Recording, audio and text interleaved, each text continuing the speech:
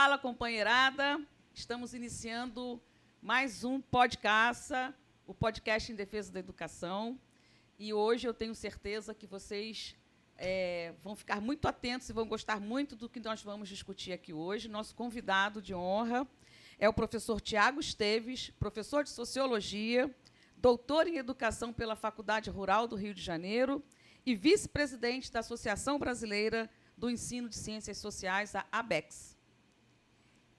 Obrigada, Tiago. Bom, eu que agradeço o convite seu, do João Paulo, e espero que a gente possa, enfim, conversar bastante, esclarecer bastante sobre essa reforma do ensino médio, né? Eu tenho certeza que vai ser um momento muito bom do nosso podcast, né? O podcast. A gente tem discutido muito sobre isso na atualidade, o que é o novo ensino médio. Eu costumo chamar de novo velho ensino médio, que parece que a gente está retrocedendo ao momento anterior à ditadura empresarial militar do Rio de Janeiro, no Brasil, né? Mas acho que antes da gente entrar de sola na questão do novo ensino médio, diretamente, né, na questão do novo ensino médio, eu queria fazer um retrocesso, uma linha do tempo, um pouquinho.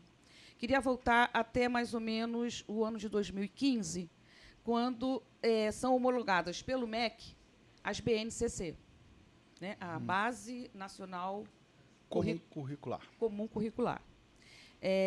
No meu entendimento, as BNCC, elas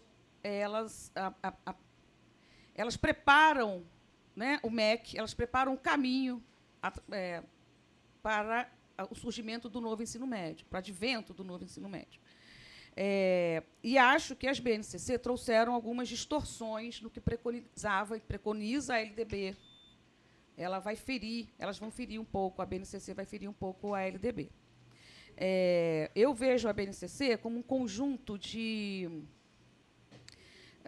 conhecimentos e habilidades que eles juntaram, né, num esquema bonito, ali tudo organizadinho, mas que seriam aplicadas de norte a sul do país, né?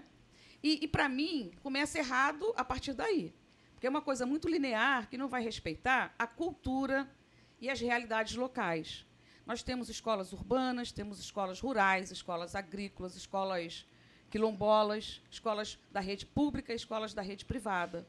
E, ao você tratar uma base comum curricular de forma linear, inclusive, também as avaliações em larga escala que as BNCCs trouxeram, padronizando o ensino de ponta cabeça, isso também afeta a vida dos professores, ao trabalho dos professores, que muitas vezes foram criticados porque não atingiam o IDEB, a meta que era colocada pelo MEC naquele momento. Voltando um pouquinho dessa história das realidades culturais, né, principalmente para as nossas populações mais carentes, mais pobres, né, nas favelas, nas comunidades, nas escolas públicas, que nunca vão ter condições de disputar com as escolas da rede privada. E um outro aspecto negativo, para mim, das BNCCs é que a base vai trazer para o cenário nacional setores conservadores, aqueles movimentos pela base, né, da educação. Nesses setores conservadores, por exemplo, daí vão surgir também movimentos reacionários, como Escola Sem Partido, e traz, de uma vez só, as empresas educacionais, as corporações empresariais que atuam na educação, visando lucro, né?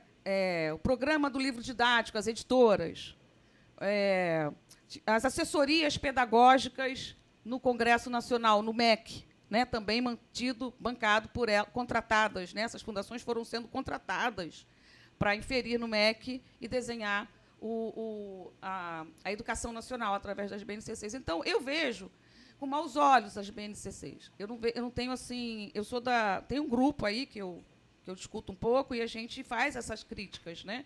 Pode ser que tenha coisas muito boas, tenham avançado em algum momento. Aí eu queria que você, antes da gente entrar no novo ensino médio, colocasse um pouquinho para a gente sobre isso, porque eu acho que dá para a gente traçar um paralelo entre as BNCC, o novo ensino médio, né? E também, Tiago, ficar à vontade para você colocar para a gente onde é que está o ovo da serpente. Esse ovo da serpente chamado Novo Velho Ensino Médio. Bom, vamos lá. Então, eu acho que eu vou retroceder, assim, pegando essa tua provocação, eu vou retroceder um pouquinho. Ótimo, perfeito. Antes lá de 2014. Eu acho que a gente precisa falar um pouquinho antes. E por que a gente vai precisar falar um pouquinho antes? Bom, primeira coisa, eu acho que a gente não pode falar da reforma do ensino médio, da reforma educacional, desse novo ensino médio, sem pensar num contexto maior, que é um contexto das reformas educacionais e da reforma gerencial que foi implementada no Brasil no início da década de 90 pelo Fernando Henrique Cardoso e por todo o ministério dele. Então, para entender essa reforma do ensino médio, a gente precisa pensar dentro de um contexto maior de reformas gerenciais que foram implementadas no Estado brasileiro e que tiveram mais sucesso em dois campos. No campo da saúde, se a gente olhar, a saúde foi completamente desestruturada a partir do governo Fernando Henrique Cardoso.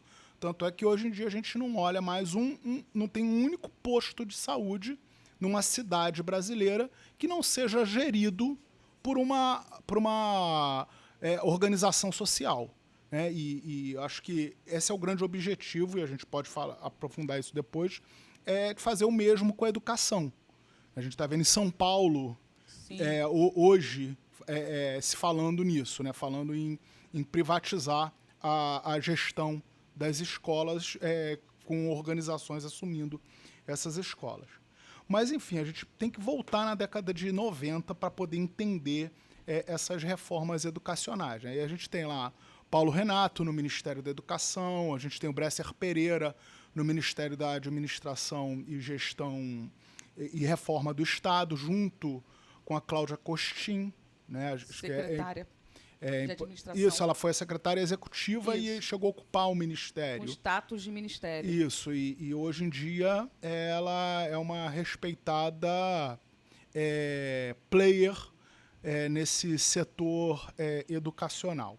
Né? Então, assim, eu acho que a gente tem que, para começar a entender, a gente tem que voltar um pouco lá atrás.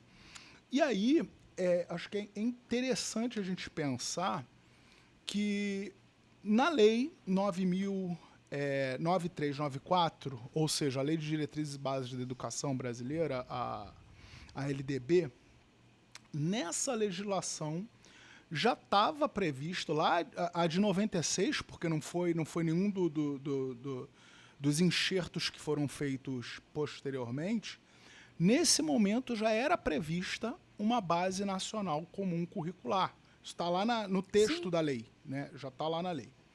A questão é que no Brasil, tem um dito popular aqui, né? Que não é o cachorro que abana o rabo. Aqui no Brasil, o rabo abana o cachorro. Né? Então, você cria todo um arcabouço, toda uma legislação educacional sem que a gente tivesse uma base nacional comum curricular. Não à toa, quem é que atua mais fortemente para que se implementasse uma base nacional comum curricular, agora, já nessa transição ali do governo Dilma para o governo Temer. Não à toa, a Maria Helena Guimarães de Castro, ela era a secretária executiva do ministro Paulo Renato, lá no Fernando Henrique. Lá no governo Fernando Henrique, lá na década de 90, ela atua fortemente no governo Fernando Henrique, seja na Secretaria Executiva do Ministério da Educação, seja no INEP, no Instituto Nacional de Estudos e Pesquisas Educacionais Anísio Teixeira. Então, ela tem uma atuação forte no Ministério da Educação e ela retoma essa mesma atuação no governo Temer. E aí, ou seja, aquela base nacional comum curricular que não foi feita, que não teve condições de ser feita na década de 90, ela é implementada nesse período aí, De 2015, de 2015 para 16 frente. pra frente.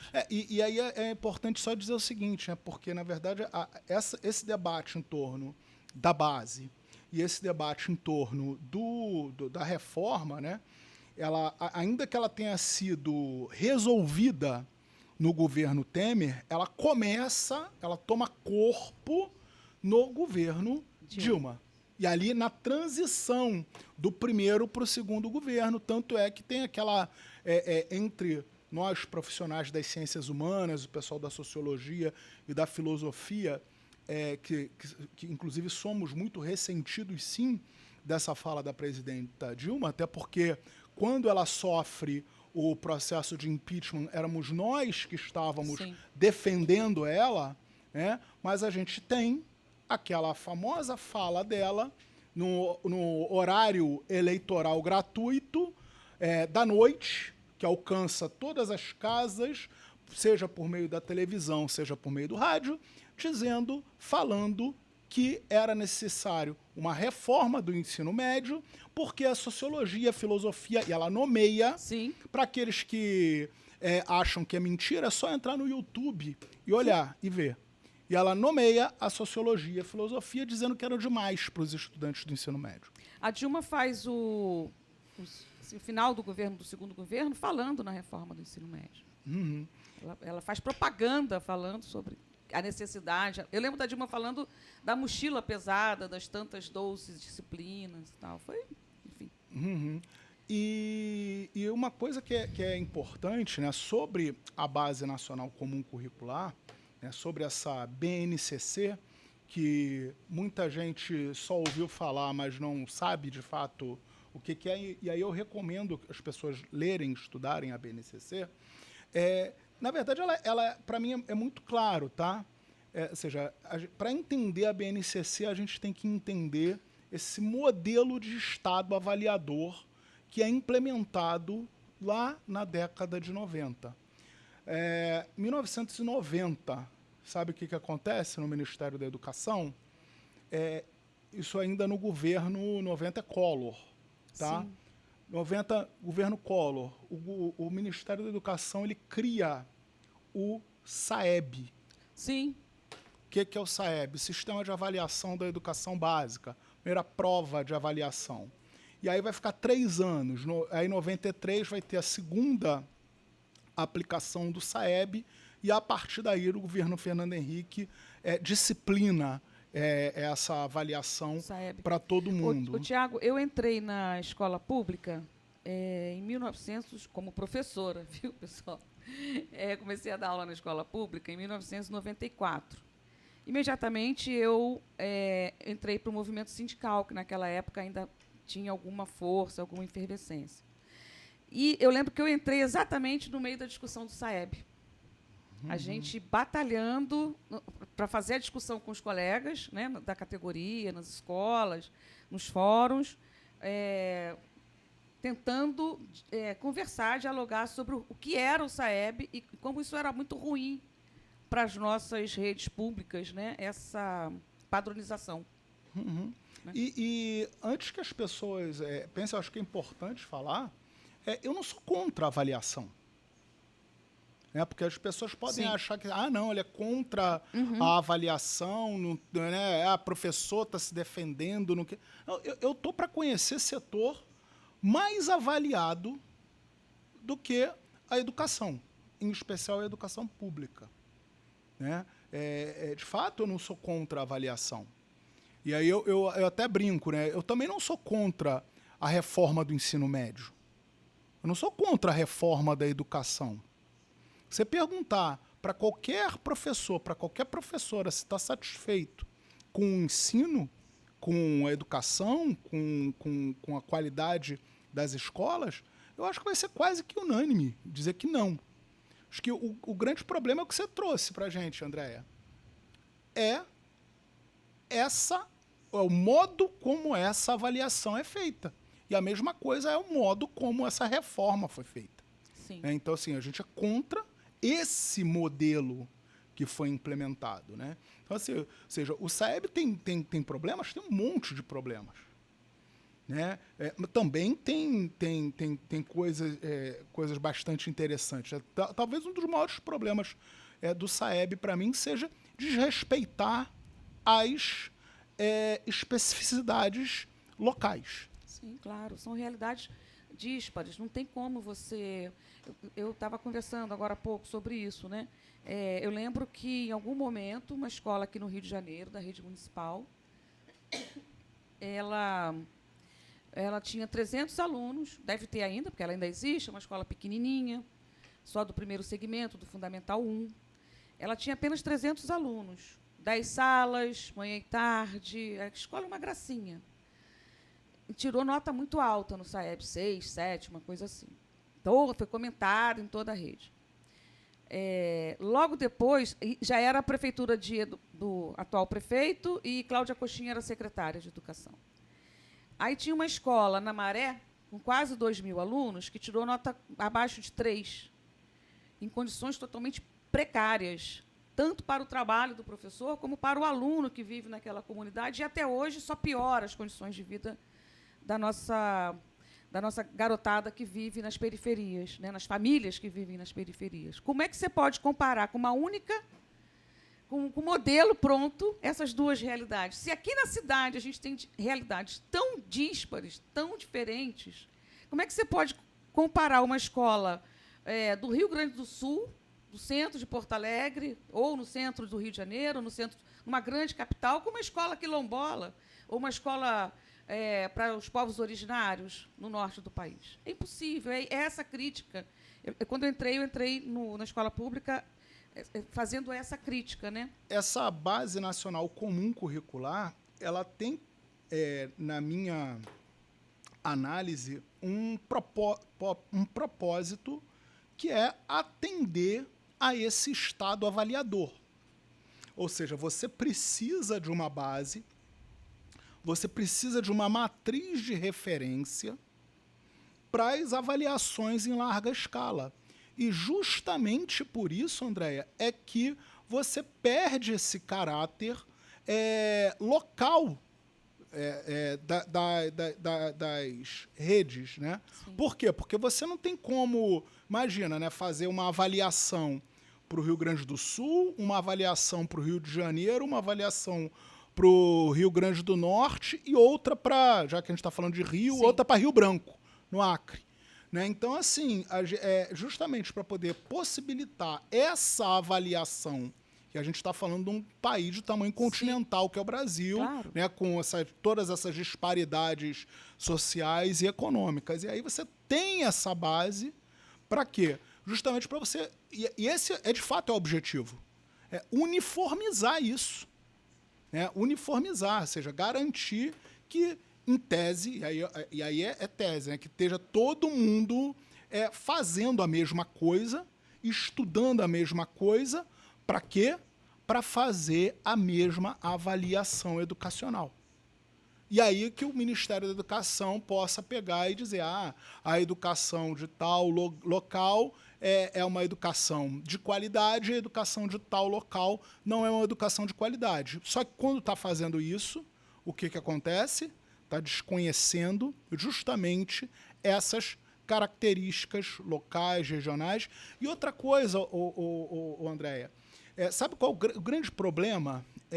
Você traz isso muito bem, né? Que aí a pessoa vai lá e olha, a escola A teve nota 5 no IDEB, teve 5 lá no SAEB, e a escola B teve 1,5, né? Para a gente é muito fácil ver isso. Sabe por quê? Porque nós somos professores, a gente está dentro de sala de aula. A gente sabe que, muitas das vezes, tem um determinado aluno, uma determinada aluna, que não está rendendo bem porque está com fome. Tem um aluno ali, uma aluna que não está rendendo bem porque está com os pais se separando. Porque o pai, às vezes, está na cadeia, está preso. porque tem um tiroteio todo dia na porta da casa dela, ou porque ela não consegue dormir por causa do barulho do baile funk. E não tô criminalizando o funk, não. Claro, eu entendi. Tá? Mas, ou seja, a gente sabe, conhece esses problemas.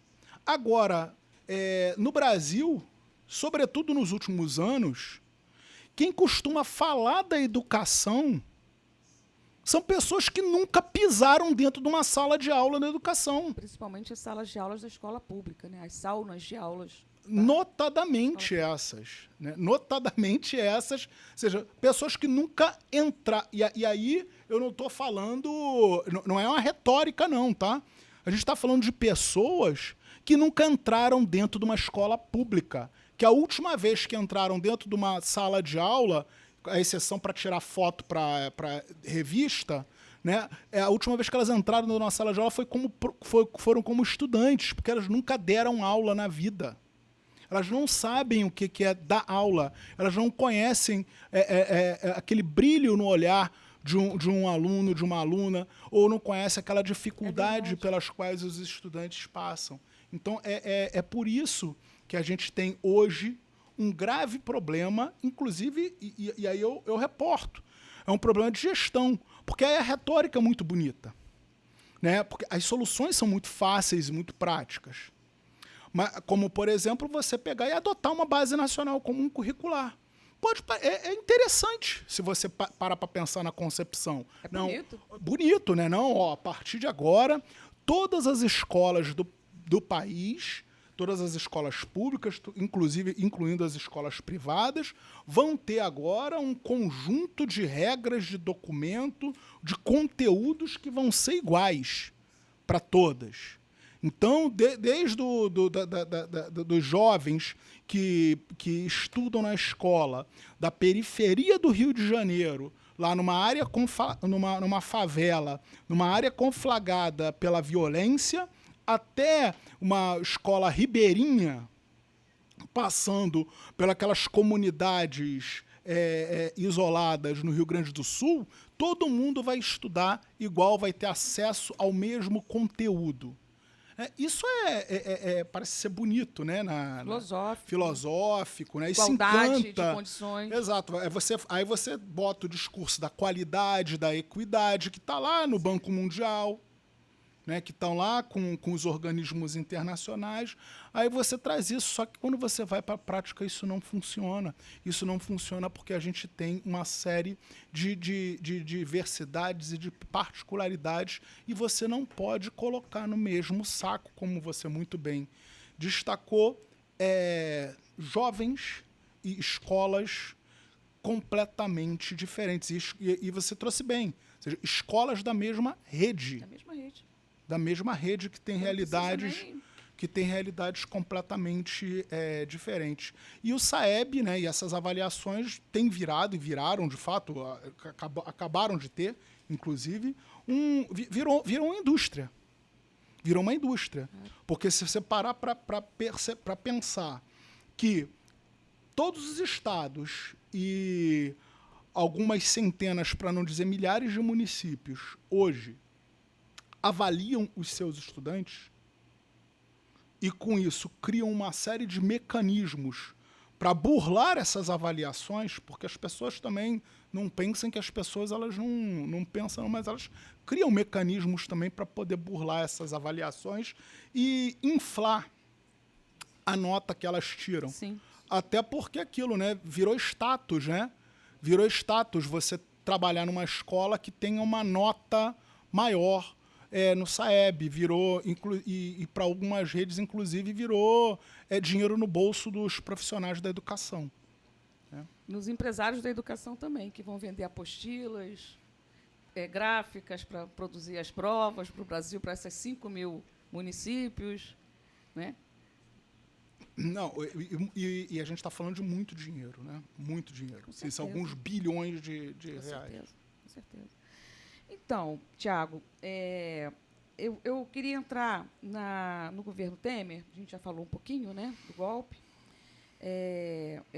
O governo Temer, ele coloca em 16, 17, ele aprova, né, a legislação era uma medida provisória do NEM, do novo ensino médio. Era uma medida provisória, passa a vira lei federal, é aprovada como lei federal. Era para começar a ser implementado em 22, no Rio, parece que começou em 22, se não me falha a memória. Agora já seria o 3º ano, mas por conta da pandemia, né, estamos no 2º ano. Foi no governo do Inominável que isso começa a ser implementado em larga escala no Brasil inteiro. E o Rio de Janeiro, né, como aquele laboratório de fomento da política de exceção, a realidade das escolas estaduais, ela mostra para a gente que o novo ensino médio, ou o novo velho ensino médio, ao contrário do que preconiza filosoficamente essa ideia, né, ele representa um retrocesso muito grande, né? Ele representa um retrocesso do ponto de vista até temporal, né? Como a gente fala quando a gente usa a ditadura civil para falar, nem na ditadura a escola pública foi tão achincalhada como nos novos tempos. Inclusive, por isso, como é que você implementa, né, esse novo velho ensino médio numa escola pública, com a maioria de jovens negros, moradores de periferias, que têm que escolher entre o trabalho para ajudar a sua família e o sustento da sua família, né? Ou a escola. Então, assim, com uma escola que não respeita o seu saber, que não respeita a sua cultura, né, que tira dele tudo que nós sonhamos para os nossos filhos, para os nossos sobrinhos, para os nossos amigos, para os nossos alunos. Nós somos professores de sala de aula. Nós sabemos disso, né? A gente quer uma escola democrática, com qualidade, que prepara o jovem para a vida, né, para o ambiente do trabalho também, por que não? Né? Ao contrário, a gente está criando um modelo, ao meu ver, onde o filho da classe trabalhadora não tem direito à formação de qualidade e não tem direito sequer a escolher o tipo de educação que ele vai querer ter para prosseguir os seus estudos durante a sua vida. Lembrando que para Paulo Freire, somos paulo-freireanos, né? A educação ela é um ato contínuo na nossa vida, né? A gente não precisa estar na escola, mas a gente precisa ter acesso ao saber e à escola de qualidade para a gente evoluir na vida. E o novo ensino médio, para mim, ele está quando ele retira determinadas disciplinas, quando ele, né, diminui a carga horária, né, quando ele... Enfim, a gente vai falar sobre isso, tenho certeza que ensina o aluno a fazer brigadeiro gourmet. Né? Para você, como professor de sociologia, como é que você avalia que está acontecendo essa implementação do novo ensino médio? Não quero nem entrar ainda no momento atual, mas como ele foi implementado nas escolas do país, do Brasil inteiro. Né? A gente tem exemplos práticos para a gente falar para o nosso público sobre o que está acontecendo na sala de aula, na implementação, na aplicação do novo ensino médio, do novo velho ensino médio? Bom, ótima a tua pergunta. Né? Assim, acho que diz muito o processo de implementação da reforma do ensino médio, eu acho que diz muito sobre o que é esse ensino médio, esse novo ensino médio, né? Ou seja, um processo extremamente autoritário. E eu falo isso sem nenhum medo de errar, porque foi um processo autoritário no qual nem todos os atores envolvidos no campo educacional foram ouvidos e no qual pessoas e instituições que não têm qualquer relação com o campo educacional foram ouvidos.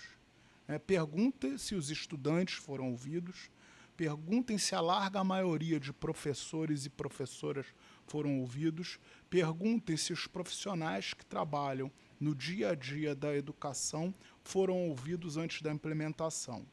E todas as pessoas que eu conheço que têm algum tipo de envolvimento com o campo educacional, e envolvimento de fato, não é ter o contra-cheque pago por fundação educacional. Né? Pessoa com relação, com envolvimento, com trabalho, com militância, com profissionalismo ou com estudante, todas elas denunciavam, desde 2013, 2014, que foi quando começa esse debate em torno de uma reforma da educação básica brasileira, todas elas já alertavam e continuaram alertando. E aí você traz bem, ou seja, uma reforma do ensino médio que começa como uma medida provisória. E por que medida provisória? Porque uma medida provisória ela passa a ter validade a partir do momento que ela é publicada. Né? E aí tem aquele prazo para o Congresso Nacional votar, mas ela já passa a valer. Ela já está valendo. Né? Então, isso é bastante esclarecedor do momento que nós vivíamos e do governo que nós tínhamos naquele período, naquela época, que era um governo, acho que está cada dia mais cristalino, que foi um governo golpista. E um governo golpista que preparou o caminho para muita coisa de ruim que a gente vivenciou depois. Certo? Bom, dito isso, aí você me pediu um exemplo, né, dessa implementação. Faz alguns dias, nós vivemos, o país viveu, né, os estudantes da educação básica passaram, e aí eu volto nas avaliações, né, passaram pelo Enem, o Exame Nacional do Ensino Médio, que em 2008 vira o grande mecanismo, a grande ferramenta de ingresso no ensino superior. O Enem ele foi criado em 1998. 10 anos depois, em 2008, durante a gestão do Fernando Haddad no Ministério da Educação, ele se torna... Para o Enem, né? Para entrar na faculdade. Isso, para entrar no ensino superior, para o ingresso na faculdade. Substituiu os vestibulares, né? Ou seja, aquela loucura que eu vivi, que você viveu, né? De que cada universidade tinha o seu próprio vestibular, e a gente gastava uma fortuna, não conseguia fazer para todos, porque vários eram no mesmo dia, né? Então, assim, de fato, agora a gente tem um grande mecanismo de seleção para o ensino superior, que é o Enem, né? A gente teve as provas do Enem foram, enfim, algumas semanas atrás, pouquíssimo tempo atrás. E aí eu pergunto para você, Andréia, como é que será que foi a participação dos estudantes das escolas públicas no Enem? O que você acha? A começar pelos números de participação. Esse ano nós tivemos uma queda assim, vertiginosa do número de alunos oriundos da escola pública, do ensino médio da escola pública, na participação do Enem. A grande maioria, alunos da escola privada. Porque os alunos já estão sentindo, por eles próprios, que eles estão sem condições de fazer essa prova do Enem. É um absurdo isso. Isso é uma crueldade. Isso é de uma crueldade assim, atroz. Eu fiz recentemente esse levantamento de dados. Tá? Foram, nesse ano, 2023, se inscreveram no Enem 3.900.000, mais ou menos, já 3.900.000 pessoas. Concluintes, pessoas que já concluíram o ensino médio. Nós já tivemos anos, salvo engano, foi 2014, 15, 16, que foram mais do que o dobro. A gente já teve mais de 8 milhões de inscritos. Sim. Então, assim, só para demonstrar que, de fato, uma queda vertiginosa na quantidade de inscritos. E aí você traz uma coisa interessante. Essa estudante que começou a fazer o novo ensino médio, independente do estado que ela estude, ou que ele estude, tá? Ele não, ou ela não tinham condições de fazer a prova do Enem. Sabe por que não tinham condições de fazer a prova do Enem? Porque a prova do Enem cobra do respondente as disciplinas de sociologia, filosofia, história, geografia, biologia, química, física, matemática, língua portuguesa, espanhol ou inglês, artes e educação física.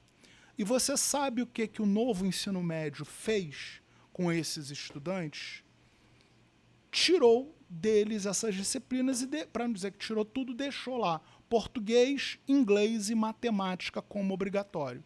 Então, um menino, uma menina que estava fazendo a prova do Enem, estava fazendo a prova do Enem sem ter tido, por exemplo, aula de sociologia ou aula de química.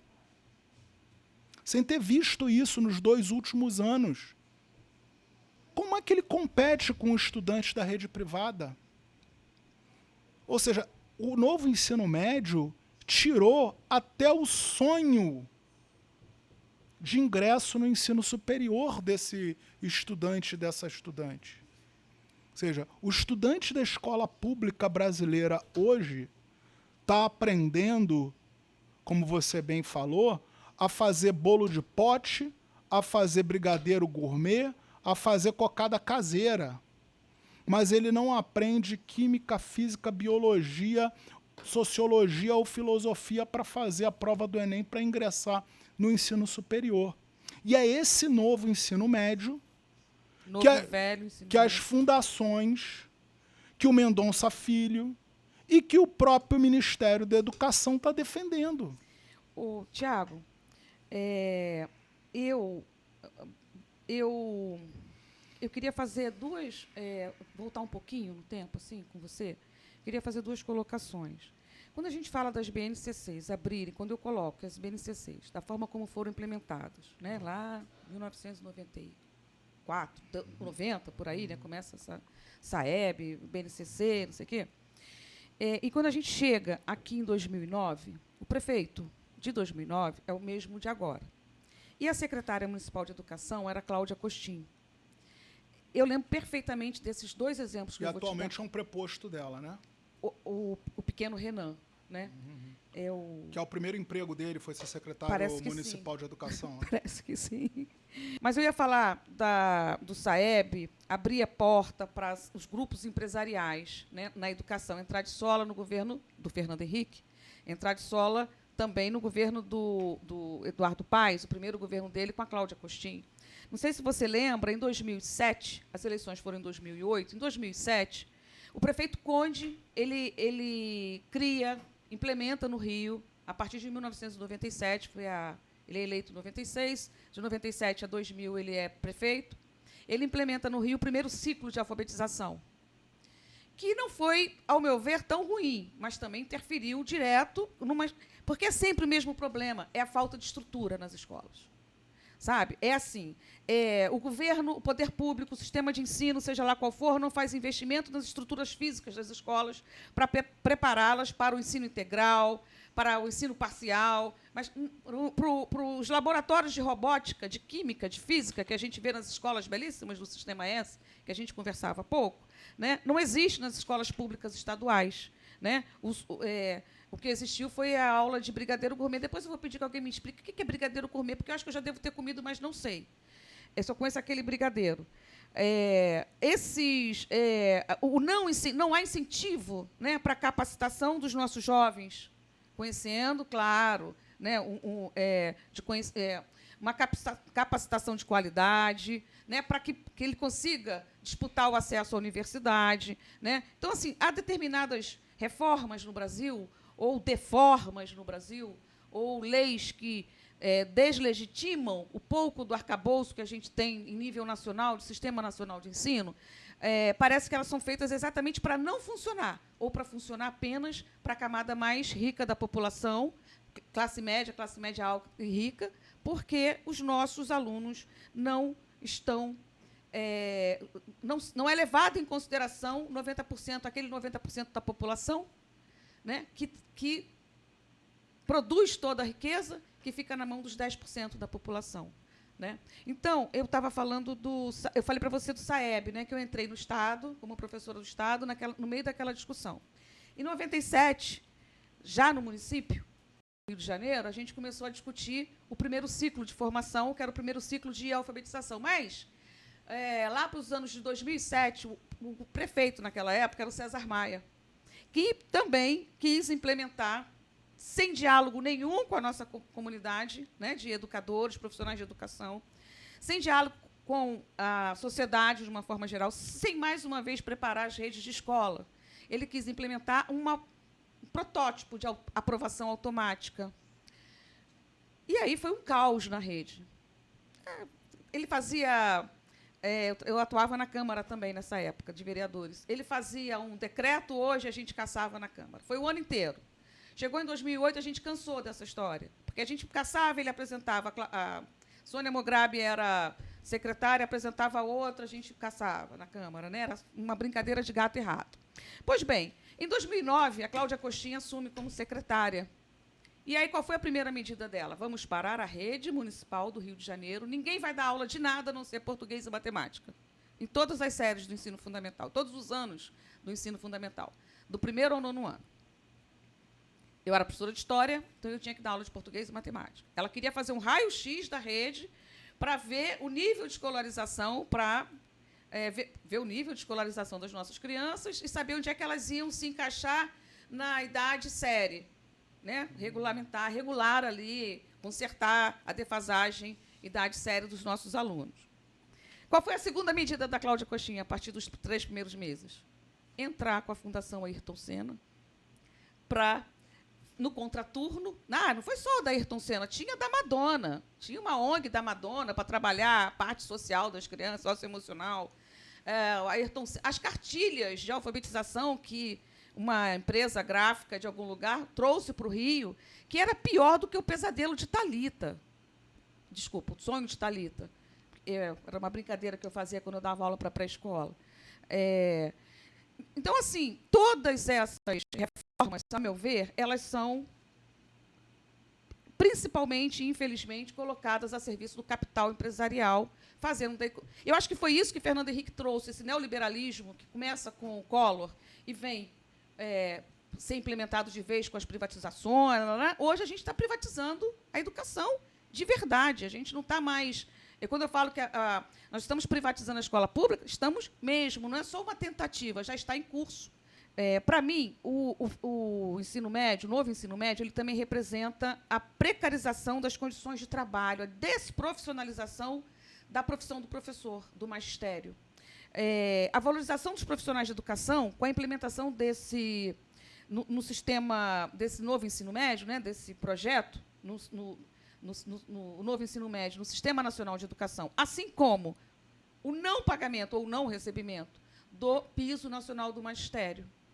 Né? Porque ainda isso, além de essas iniciativas todas que hoje em dia a gente fala do novo ensino médio, mas que todas as iniciativas de mexer, né, na nossa legislação, no nosso Sistema Nacional de Ensino, elas têm, pelo pano de fundo, nada mais, nada menos do que a precarização das condições de trabalho do professor e a sua desprofissionalização.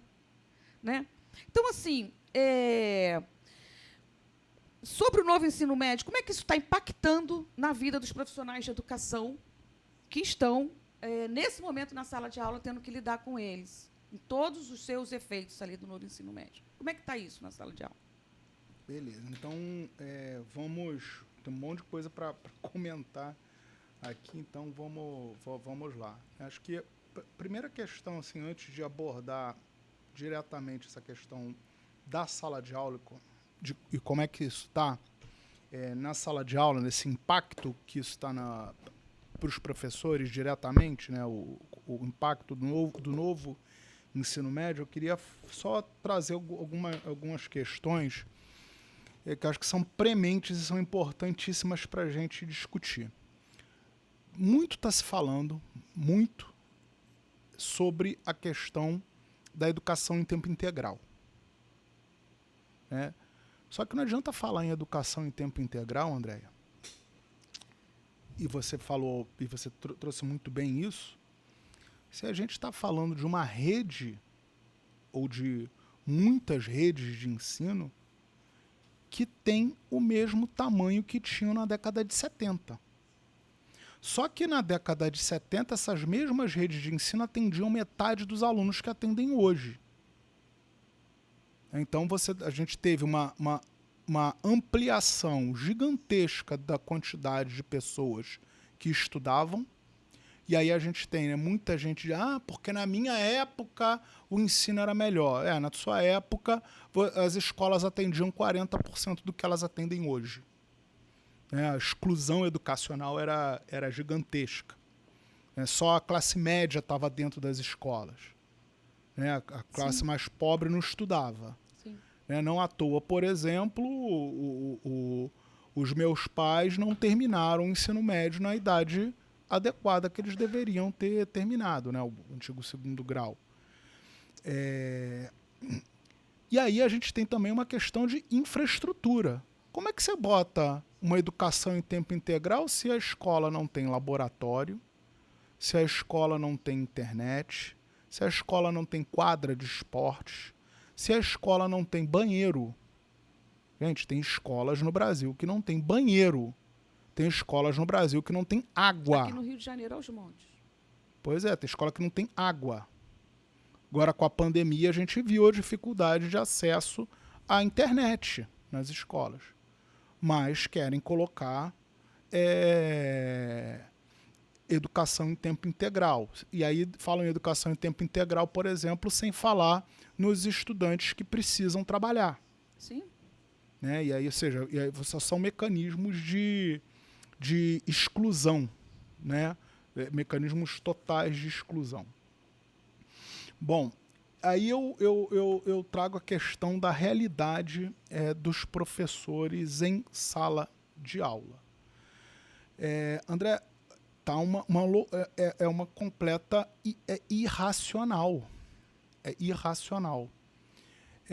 Você falou que você foi professora de História do Estado. Né? Agora eu estou aposentada. Então, mas não estou inativa, estou só aposentada. Ou seja, se você foi professora de História, eu estou entendendo que você fez uma graduação em História.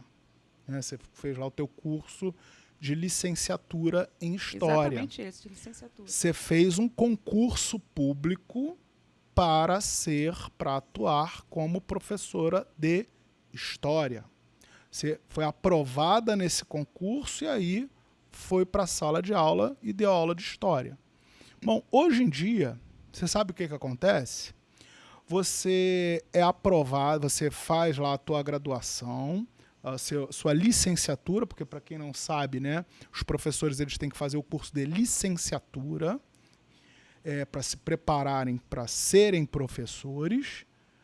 E aí, beleza, eu posso fazer o curso de licenciatura em Ciências Sociais e eu vou para a sala de aula para dar aula de Química, para dar aula de brigadeiro caseiro, para trabalhar empreendedorismo, para dar aula de projeto de vida. Ou seja, e essas últimas não são nem arremedos de arranjo curricular. Posso só abrir um parênteses? Claro. Eu queria estar na sala de aula, dando aula de projeto de vida. Eu não sei se ia ser uma boa professora, porque eu estou endividada, cheia de empréstimo no contra-cheque, no consignado. Sabe? Como é o meu projeto? Como é que eu posso ensinar projeto de vida? Com o nível de vida que eu tenho, com a precariedade de vida que a maioria da nossa rede... Isso é absurdo. Isso é uma falácia, isso é um... Eu não quero nem entrar mais... Desculpa te interromper. Não, eu costumo dizer o seguinte, André, que, na verdade, o projeto de vida é um projeto de conformação de vida. Porque ele conforma os estudantes na vida que eles têm, para a realidade que eles têm. Acho que é isso. E para que eles não cobrem de quem é devido, porque aí ele acha que o grande problema, pela vida que ele tem, que ele leva, ou pelo que ele não vai conseguir, sim, é dele, e não do sistema. Então, assim, os professores hoje, além de terem que lecionar loucamente, e aí tá falando contigo, tá, ô Andréia? Hoje eu posso dizer que eu vivo uma situação bastante confortável, Sou professor da rede federal, mas eu já trabalhei durante alguns anos no Estado, trabalhei durante alguns anos na rede privada, e eu já dei 58 tempos de aula por semana. Então, assim, eu sei o que eu estou falando. E eu sei que essa é a realidade que eu vivi, é a realidade que muitos professores e muitas professoras vivem hoje em dia. Ou seja, os professores eles estão sobrecarregados. A reforma do ensino médio sobrecarregou mais ainda eles. Por quê? Porque se antes esse professor ele dava aula só de sociologia, agora ele tem que dar... se tiver um professor com 2 matrículas, dando aí 32, 36, 40 tempos de aula por semana, você imagina esse professor, essa professora, dando 32, 36, 40 tempos de aulas completamente diferentes. Porque ele tem que, para complementar a carga horária dele, para fazer essa carga horária que ele tem obrigatoriamente que dar, ele não consegue mais dando aula só de sociologia, só de história, só de biologia, só de química, só de matemática ou só de português. Ele tem que complementar dando aula com esses arremedos curriculares que foram criados pela reforma do novo ensino médio. Então ele tem que se virar ou tem que burlar o sistema. Igual muitos dizem que fazem. Lá na grade curricular está dizendo que eu tenho que dar aula de X, mas eu dou aula de Y. Aí vem as pressões das direções, aí vem as pressões das secretarias municipais, estaduais, e aí vem as pressões das avaliações. Porque eu estou pensando o seguinte, daqui a pouco vão estar fazendo prova de avaliação, que as fundações não me ouçam, mas daqui a pouco estão fazendo prova de avaliação para avaliar se o aluno sabe ou não sabe fazer brigadeiro gourmet. E vai ter governo para pagar, né? Muito bem pago, por sinal. Né? Então, assim, acho que tem essa questão que é preemente. Ou seja, que precisa ser discutida e que precisa ser enfrentada.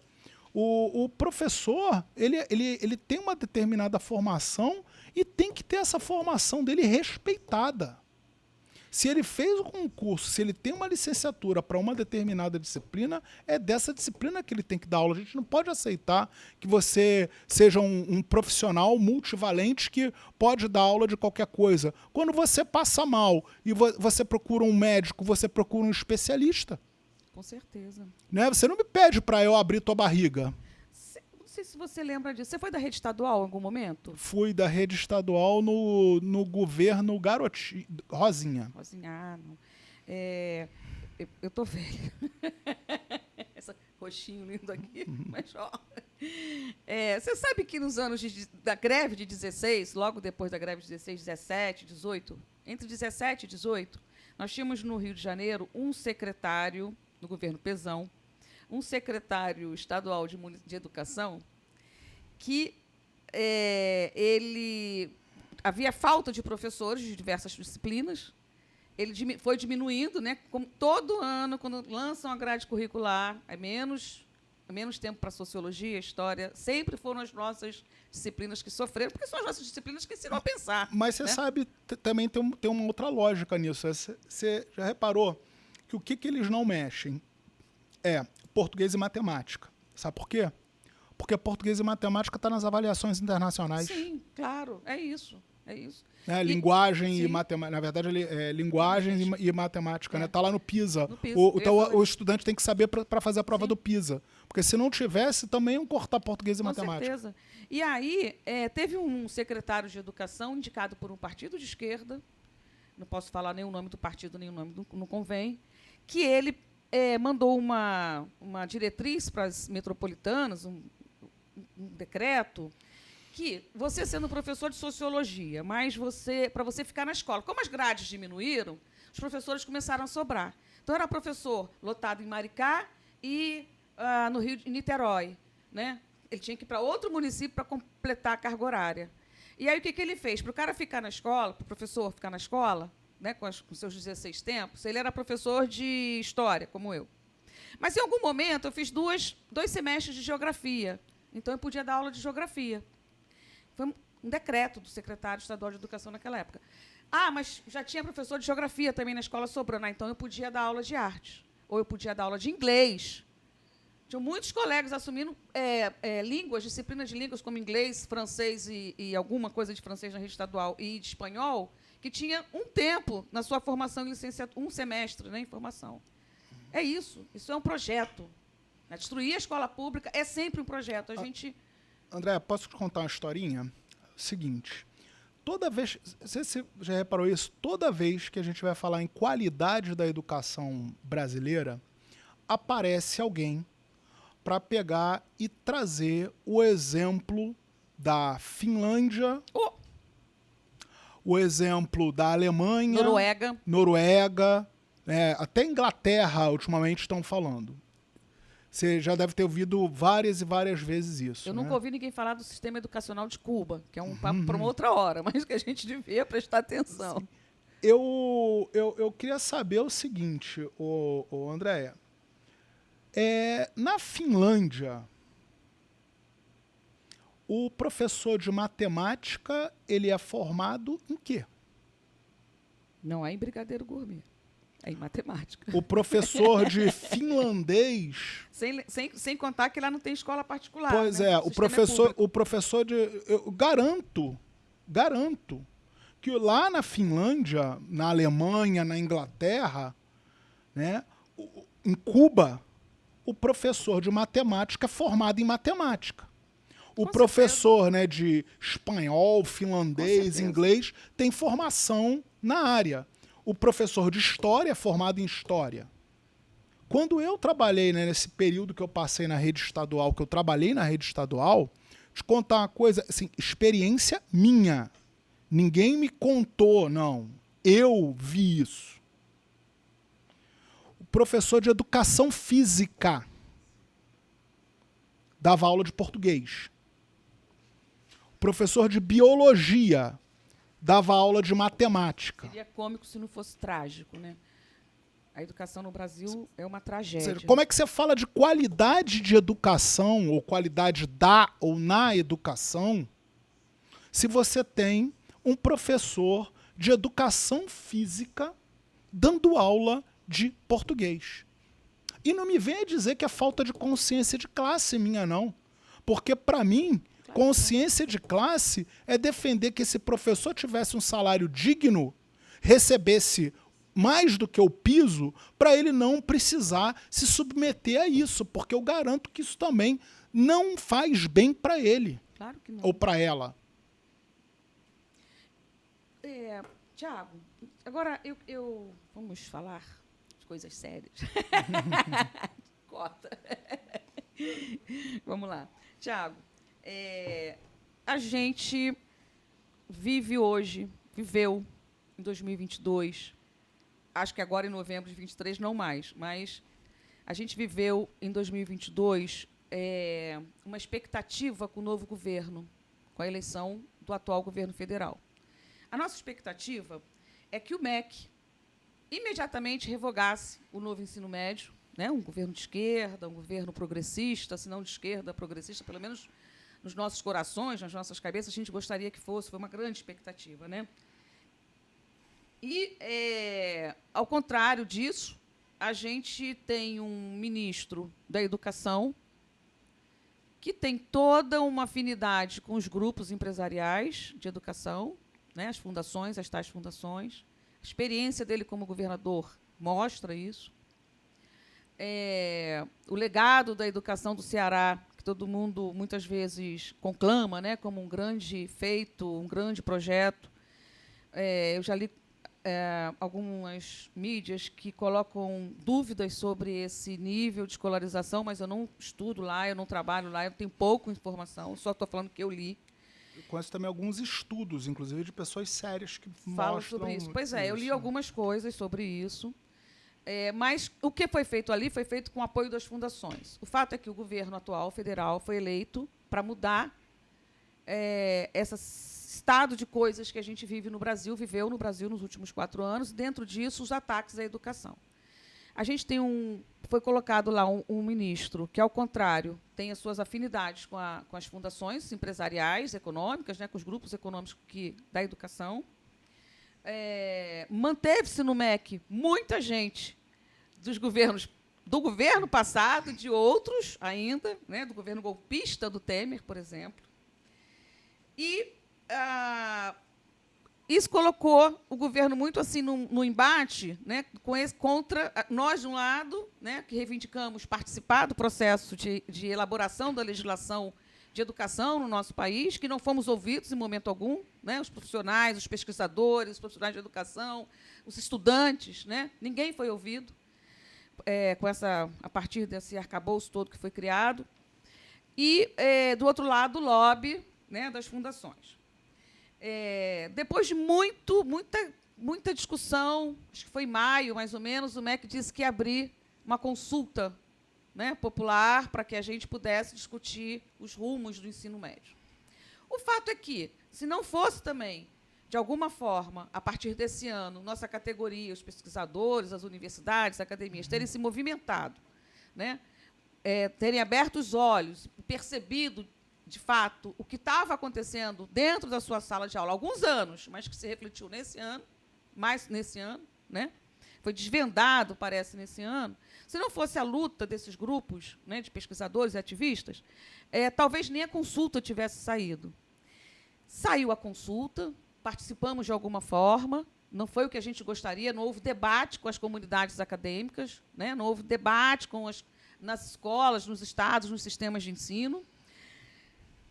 Mas dessa mobilização sai um projeto de lei que tenta, de alguma forma, melhorar os efeitos nocivos do novo ensino médio, que é o projeto de lei 2601 de 2023, que foi concebido exatamente pelos pesquisadores, ativistas, né, de todos esses caras, esses grupos, esses atores que se dedicam a debater o direito à educação, principalmente do ensino médio.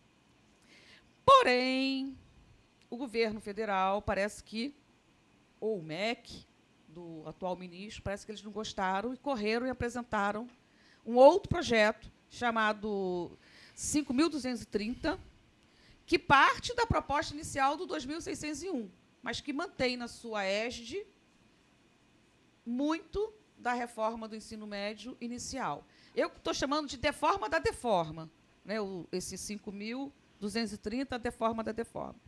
Tem uma nota técnica, né, sobre o PL 5.230, e que diz, inclusive, que traz avanços, mas permanecem os equívocos. Nessa nota técnica, está lá escrito, essa eu li, está lá escrito que permanecem os equívocos da vinculação obrigatória à BNCC. Né? Então, hoje, a gente tem uma discussão muito grande e que pode ser votada a qualquer momento, inclusive vai ser votado, que, aliás, eu quero que você fale, né? Quem o relator do 5.230 é nada mais, nada menos do que o ministro golpista, do governo golpista. Né? É o pai do novo ensino médio. Pai do novo ensino médio, exatamente. Então, olha só, como é que está essa discussão desses projetos de lei, principalmente, pelo que eu estou entendendo, o 5.230 é o que vai ser votado, e não o 2.601.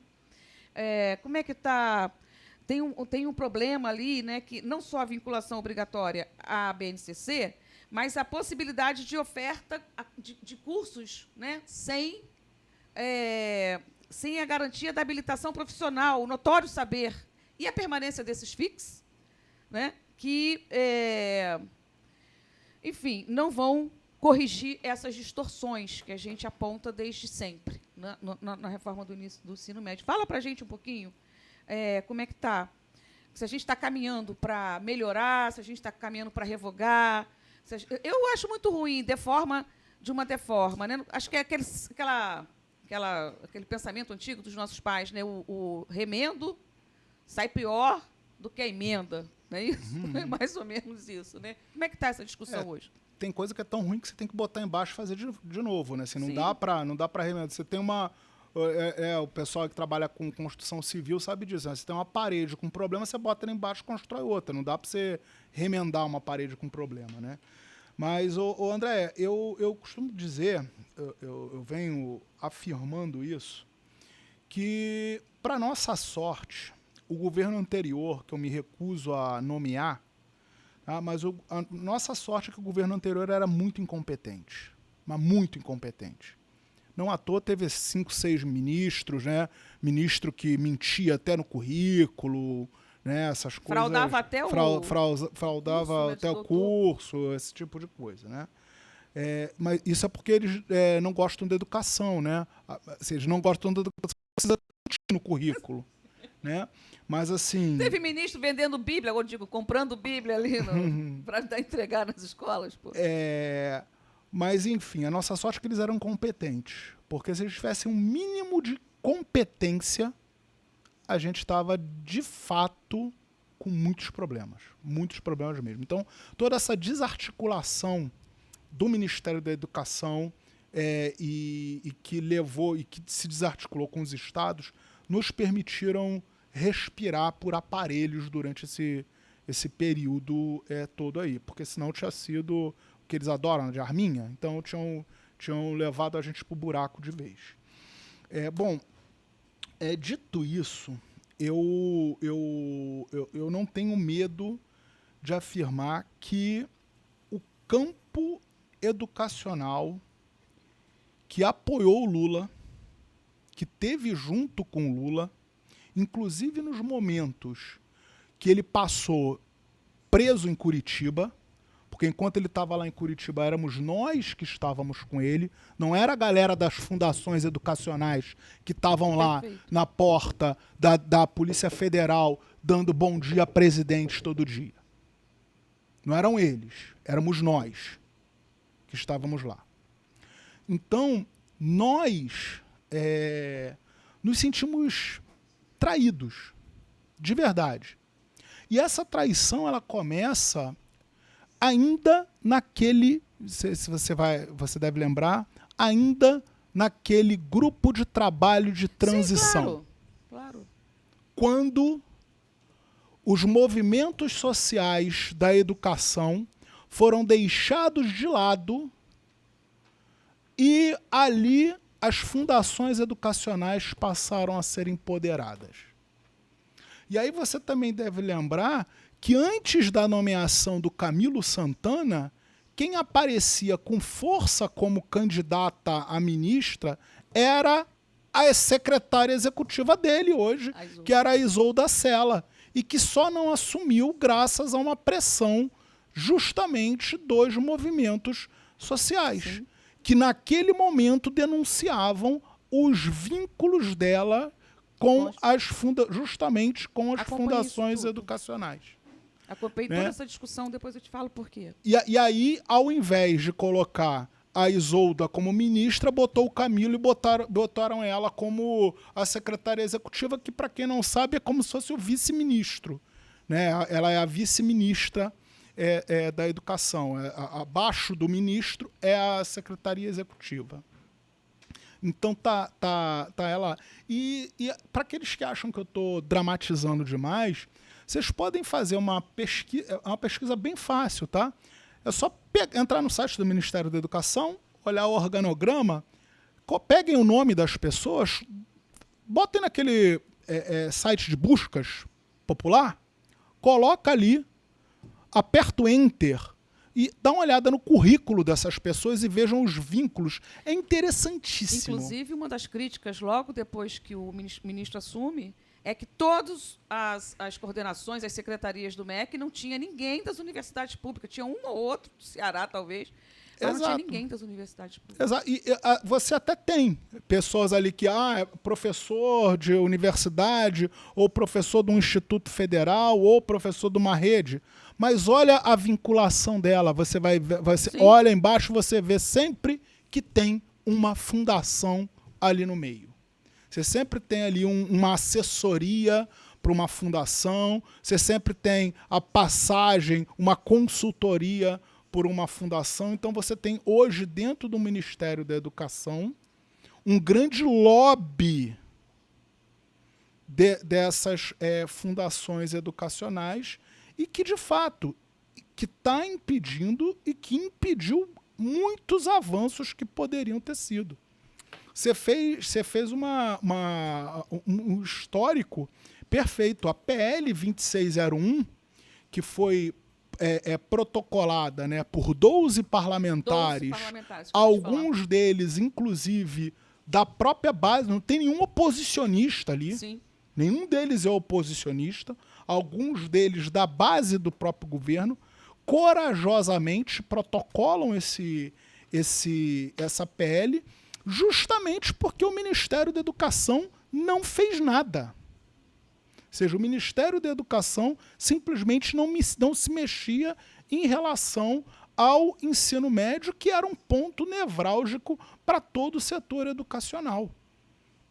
E aí, ao invés de fazer alguma coisa, o que o Ministério da Educação faz, como você lembrou? Faz um arremedo de consulta. Por que eu chamo de arremedo de consulta? Porque eu nunca vi uma consulta onde você não pode se manifestar. Porque se você lembra, na verdade, as respostas já eram prontas. Você simplesmente tinha que ticar ali na resposta e até tinha espaço para você. Na verdade, você podia justificar a sua resposta. Sim. Mas a resposta já estava pronta, já estava posta ali. Então você tinha que responder, na verdade, aquilo que o Ministério já esperava que você respondesse. E aí tem um outro problema, que é o seguinte. Eles fizeram essa consulta, uma consulta eletrônica ou por WhatsApp. Gente, os estudantes tinham acabado de sair de uma pandemia, estava aprovado, o pessoal não conseguia acessar aula. Eu dei aula online. Tinha alunos meus que não tinham internet para acessar, mas queriam que o pessoal respondesse uma consulta online. Aí fazem essa consulta, fazem lá uma série no âmbito, né, do Congresso Nacional, uma série de reuniões, de consultas públicas, de falas de especialistas, mas de concreto nada.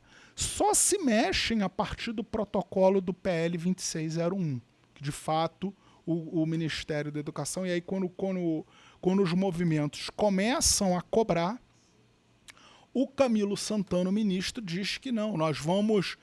e aí chega a se falar, e aí eu queria dizer uma coisa para quem está nos assistindo, tá? O PL 5.230 de 2023, ou 5230, né, não revoga o ensino médio. Eu estou destacando isso por quê? Porque eu já ouvi gente boa dizendo que o PL do governo está revogando o ensino médio. Não está. Não está revogando. Muito pelo contrário. Tem uma questão que eu acho que é um ponto bastante sensível, que é em relação à obrigatoriedade do que eles chamam lá de formação geral básica, FGB, que é um ponto que pode levantar, que pode suscitar um aumento das desigualdades educacionais. Por quê? Porque se fala nesse PL em aumentar de 1.800 para 2.400. Um grande avanço. Concordo que é um avanço. E é o único avanço. Mas não é 2.100? Mas aí vem o problema. Para aqueles estudantes que optaram ou que foram obrigados, porque na verdade não tem opção nenhuma, você é levado, é conduzido para a formação técnica e profissional, a carga horária seria de 2.100 horas. Ou seja, você vai ter uma parte dos estudantes estudando 2.400 horas, e aí tendo aulas, né, de física, química, geografia, história, blá, blá, blá, blá, e outra parte dos estudantes tendo apenas 2.100 horas e fazendo lá o curso técnico voltado para o mercado de trabalho, que eles adoram comparar com a Alemanha. Só que na Alemanha, um técnico, né, primeiro que o sistema tem toda uma série de problemas. É um sistema de ensino altamente excludente, e a gente podia ficar aqui um tempo falando sobre isso, mas não é o objeto da gente discutir sobre o sistema alemão. Para você voltar. Mas tem um outro problema. Quanto é que ganha um técnico na Alemanha? Um técnico na Alemanha ganha, em média, 1.000 euros. 1.000 euros dão hoje, deve dar uns 6 mil reais. Você conhece algum técnico aqui no Brasil que ganha 6 mil reais? Eu até conheço, mas são muito poucos. A grande maioria não ganha esse valor.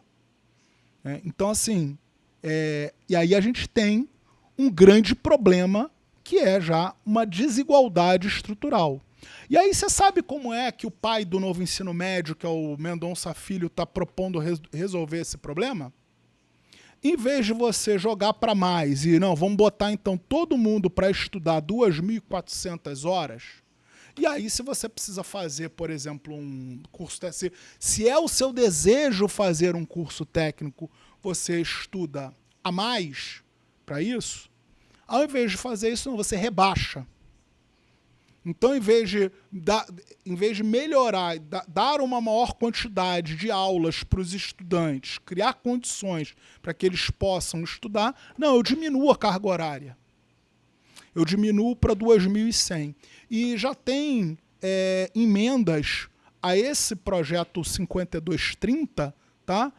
Mantendo a carga horária de hoje de 1.800 horas. Ou seja, mantendo tudo que está aí.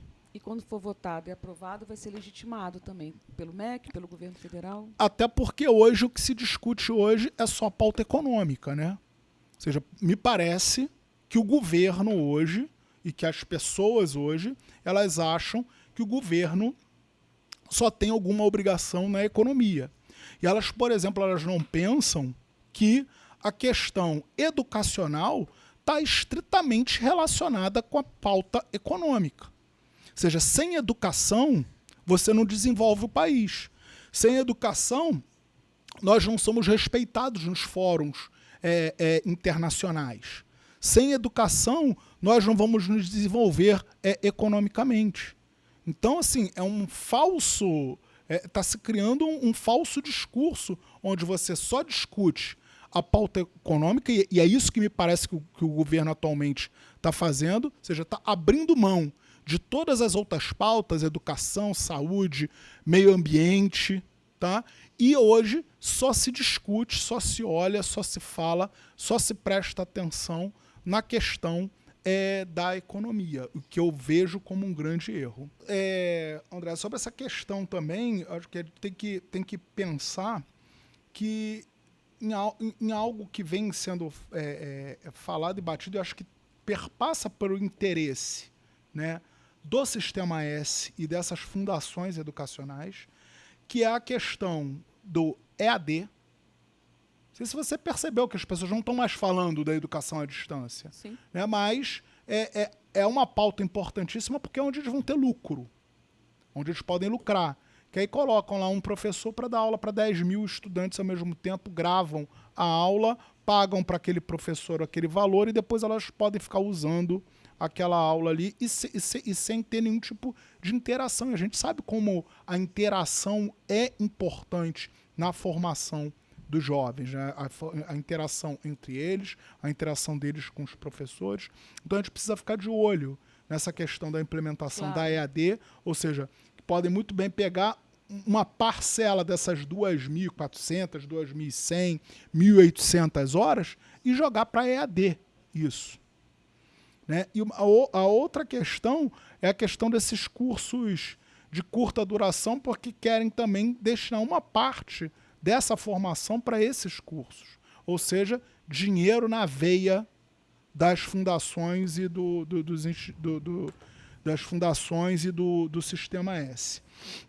Bom, sobre o notório saber, infelizmente eu tenho uma coisa para dizer, né? Ainda que ele não esteja na legislação, e eu vi algumas pessoas comemorando, o governo tirou o notório saber da legislação, na prática, e a gente falou um pouquinho disso aqui já, na prática o notório saber está sendo aplicado. seja por meio de autorizações precárias aí de conselhos estaduais de educação que permitem, seja por secretários, igual você destacou também, que dão esse tipo de autorização para que professores e para que professoras atuem sem ter sua formação. Ou seja, ao fim e ao cabo, Andréia, a GLP, assim, aqui no Rio de Janeiro, né, o pessoal conhece muito, a GLP é o notório saber. Por quê? Porque quando você pega um professor, aumenta a carga horária dele, mas permite que ele dê aula de uma disciplina para a qual ele não tem formação, isso é notório saber. Você está dizendo que ele pode dar aula sem ter nenhum tipo de formação. Então, assim, o Ministério da Educação precisaria agir contra isso. Se quer acabar com o notório saber, então vamos caçar essas autorizações. Ou seja, o Ministério da Educação tem poder para isso, para agir junto ao Conselho Nacional de Educação e, se for o caso, acionar o Poder Judiciário para caçar unilateralmente essas autorizações precárias que vêm sendo dadas aí em diversos estados. E aqui no Rio de Janeiro nós temos, já falamos, inclusive, alguns exemplos disso. Então, Tiago, a gente está chegando ao final. Eu queria te fazer uma pergunta, mas vou te situar o porquê dessa pergunta, porque eu sou sindicalista. Eu fui forjada na luta da classe trabalhadora. Eu atuei em greve geral, colocando de madrugada aquele caixão, aquele prego de caixão nas batatas, né, para parar o ônibus na rua, na época ainda da ditadura, 82, por aí. E aí, 83, no movimento estudantil, depois já trabalhando em 86. Então, mas eu acho, e a pergunta que eu quero te fazer, é que, quando você fala da GLP, você faz essa comparação muito pertinente entre a GLP e o notório saber, né? Eu acho que a gente, no estado do Rio, a gente tem alguma debilidade de colocar a luta na rua, sabe, assim, engrossar as fileiras contra a reforma do ensino médio. Eu não sei por quê. Eu não sei se nossas associações de classe estão falhando, eu não sei se a nossa categoria está muito massacrada ao ponto de estar tão cansada e não acreditar mais na luta coletiva. O fato é que a gente tem que continuar na luta e tem que ser feita alguma coisa para a gente garantir que a reforma do novo ensino médio ela realmente tenha um fim, que ela seja revogada, porque não dá para melhorar o que não tem nada de bom, né? E não dá para fazer a deforma da deforma, e a gente não pode pactuar com isso. Então, eu queria que você me respondesse para os nossos companheiros que estão nos assistindo, e já pode caminhar para as suas considerações finais, se você quiser. Eu já vou te agradecendo também a sua participação. Foi um bate-papo muito gostoso. Eu acho que a gente estava precisando disso, né? Chamar a atenção da nossa garotada, chamar mais a atenção dos nossos profissionais para a luta que nós temos que travar se a gente quer mesmo defender a educação em nível nacional no nosso país, mas principalmente aqui no nosso Rio de Janeiro também, que é o nosso lugar, né, de atuação. Então, Tiago, para você, para a gente lutar contra essa deforma do ensino médio, para a gente lutar pela revogação continuar a luta pela revogação, o que você acha que a gente tem que fazer, como tem que fazer, enfim? Bom, André, eu acho que a gente vai ter que, sim. Primeiro que a gente tem muito pouco tempo para fazer isso, né? Porque o PL do governo, o PL 2601, está parado, não andou nada, está completamente parado na Comissão de Educação. O que está andando, inclusive, com foi dado urgência pelo governo federal, é o PL 5230, que é o PL do Ministério da Educação. Esse está andando com o PL Chapa Branca. Com o PL Chapa Branca, com pedido de urgência do governo, e que tem o pai do ensino médio, o pai do novo ensino médio, como relator, né? O Mendonça Filho é o relator desse PL. Bom, e aí eu chamo a atenção o seguinte: em qualquer outra situação, acho que isso seria motivo de escândalo. Eu não vi quase nenhum parlamentar falar sobre isso. Eu não vi quase nenhum sindicato falar sobre isso. Eu não vi quase nenhum movimento estudantil falar sobre isso. O que me chama muita atenção. Então, mais uma vez, eu não sei se o pessoal também tá pensando na pauta econômica, está esquecendo de olhar para a educação, mas o fato é que nós precisamos mobilizar os movimentos sociais. Porque só com a pressão dos movimentos sociais nós vamos conseguir, talvez, não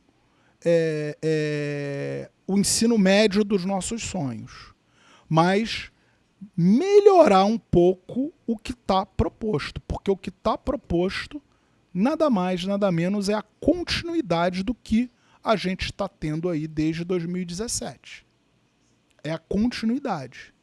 São pouquíssimos pontos ali que a gente pode dizer que são avanços e muito pelo contrário. Se nós não nos mobilizarmos, a gente vai ver daqui a pouco, quando o relator apresentar o relatório dele, a gente pode ter, inclusive, mais retrocesso. Então, a gente precisa ter muito cuidado. A segunda questão, eu acho que a gente tem que mobilizar, e aí não são só os professores do ensino médio, não.